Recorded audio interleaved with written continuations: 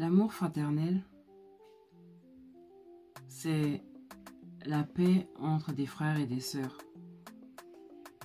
Il peut y avoir des mésententes, il peut y avoir des disputes, des querelles, des conflits, mais que ce soit passager.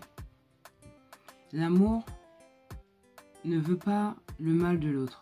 L'amour ne souhaite pas le mal de l'autre. L'amour ne se réjouit pas du malheur que l'autre pourrait être amené à vivre. L'amour manifeste de la patience envers l'autre. L'amour ne va pas s'enfler d'orgueil, ne va pas avoir des sentiments au-dessus de l'autre. Quand on est une fraternité, quand on est des frères et des sœurs, on doit être en paix les uns envers les autres. On doit être unis. On doit être solidaires l'un de l'autre. Je vois beaucoup de fratries où c'est l'égoïsme qui prime.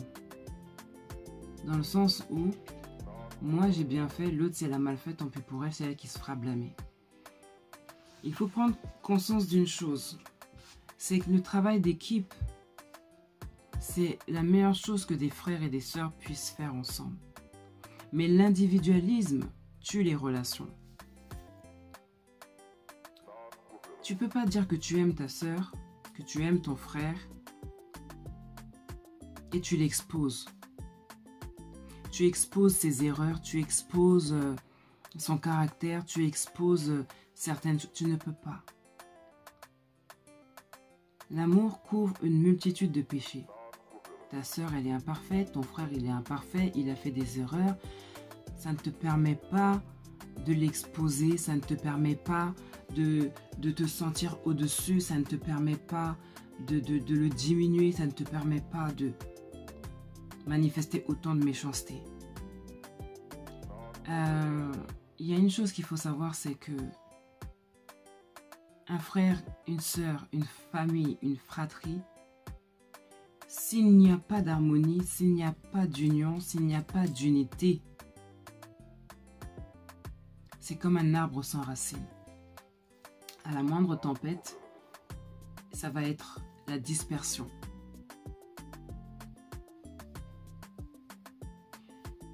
Si l'ennemi est dans ta maison, si le manque d'harmonie est dans ta maison, si, comment je vais dire ça, si la division est dans ta maison, tout ce qui va se passer dehors va t'affecter. Tu dois être fort en tant qu'individu, mais tu dois aussi être fort en tant que dans ta fratrie.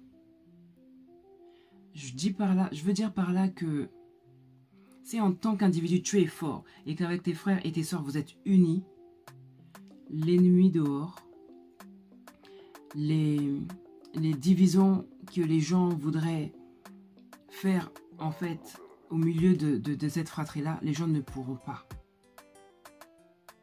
Mais si une maison est divisée contre elle-même, une maison est divisée contre elle-même, elle ne pourra pas tenir. Si dans la maison c'est des guerres et que dehors il y a la guerre, cette maison elle est déjà par terre.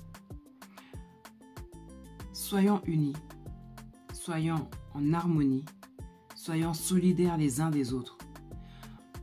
Il y a déjà bien assez de guerres et de turbulences à l'extérieur pour qu'il y en ait aussi dans nos maisons.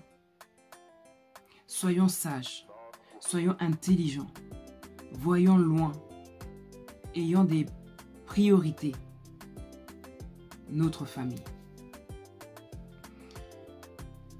Il y a des gens qui sont frères et sœurs, vivent chacun dans leur coin, comme ils disent, chacun pour soi et chacun chez soi et les vaches seront bien gardées. Quelque part c'est sage, mais quelque part c'est pas sage. C'est pourquoi dans ça il faut avoir un équilibre. Il faut avoir un équilibre. On se voit, on se fréquente, enfin on se voit, on passe des temps en famille. Il y a un temps aussi où on est chez nous. Il faut avoir un équilibre. Un peu de communion avec d'autres, un peu d'isolement. C'est ça l'équilibre. Mais le trop aller ou le trop s'isoler, c'est un manque d'équilibre. Que les fraternités puissent être unies, c'est une chose. Mais que ces fraternités-là sachent qu'elles doivent être unies, c'est autre chose. Parce qu'il y en a qui n'ont pas cette mentalité-là. Il y en a qui n'ont pas cet état d'esprit-là. Pour eux, c'est chacun pour soi. C'est chacun chez soi. C'est vrai, ça épargne beaucoup de problèmes, ça épargne beaucoup de conflits, mais ça crée aussi un vide émotionnel. On pense que ce sont les amis qui vont combler, les amis ne vont rien combler. La famille, c'est la famille c'est sacré. Il faut que les frères et les sœurs apprennent à s'entendre. Nous devons apprendre à nous entendre. Arrêtons de nous exposer, de dire oui, lui il est comme ça, elle est comme ça, moi je ne peux pas la supporter. On doit se supporter. On tolère bien les gens sur notre lieu de travail qui sont d'un caractère difficile, mais on ne peut pas tolérer, supporter les gens de notre propre famille, de notre propre sang. C'est quand même sidérant de voir que des personnes s'entendent mieux, non, ou pourraient mieux être en contact avec des personnes difficiles qu'avec les membres de leur famille. J'ai pas dit qu'il faut, oui, que ce soit l'amour fou, l'amour fusionnel avec les membres de nos familles avec qui ça passe pas. Non. Je dis juste que quand on aime, il y a des choses qu'on ne devrait... Quand on dit qu'on aime, il y a des choses qu'on ne peut pas faire. Insulter sa sœur derrière son dos auprès des autres frères. Critiquer son mode de vie. Critiquer avec qui elle est. De manière exposée. Savoir les failles de son couple et s'en servir contre elle, toutes ces petites choses-là. Pour moi, une personne qui fait ça n'aime pas. On peut discuter de choses, ne pas être d'accord, on peut ne pas approuver, ok, mais on ne peut pas rester dessus et en parler année après année, après année, après année. Et surtout ces gens-là qui aiment bien ressortir les archives, là, les dossiers d'avant, dire voilà, à telle période elle m'a fait ci, elle m'a dit ça, etc., etc. Son mari ou sa femme ou ceci ou cela. Vous allez faire ça jusqu'à quand? Les années passent, on pardonne mais on n'oublie pas, c'est vrai, mais une personne qui ressasse toujours les mauvaises choses est là pour diviser, je suis désolée. Tu aimes ton frère, tu aimes ta soeur, mais tu es constamment en train de récupérer des archives pleines de poussière et tu les mets sur la table.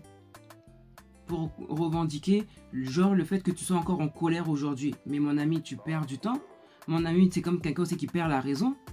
On pardonne, mais on n'oublie pas. D'accord, tu as pardonné, mais n'en parle plus. Que ça reste dans un coin de ta tête et que ça te serve de leçon et ça te permette de marcher prudemment. Enfin, bref. Trop de division dans les familles. Apprenons à nous entendre. Apprenons à nous tolérer. On supporte notre boss qui est désagréable, qui est lunatique, qui calomnie, qui nous méprise, qui méprise même notre travail. Mais nos frères et sœurs, on ne peut pas faire cet effort-là. L'amour couvre une multitude de péchés. Personne n'est parfait. Tout le monde a ses failles. Tout le monde accepte des choses qu'on n'accepterait pas. Tout le monde fait des choses qu'on ne ferait pas. Mais ce n'est pas pour autant qu'on doit les jeter dehors. Soyons forts dans notre fraternité. Ayons un équilibre. C'est l'équilibre qui manque. Il faut savoir être équilibré en toutes choses. Dans nos sentiments, dans nos émotions, dans plein de choses. Il faut avoir juste de l'équilibre. Un peu de ceci, un peu de cela. Mais si la balance penche uniquement que d'un côté, c'est un déséquilibre total. Sur ce, bon courage.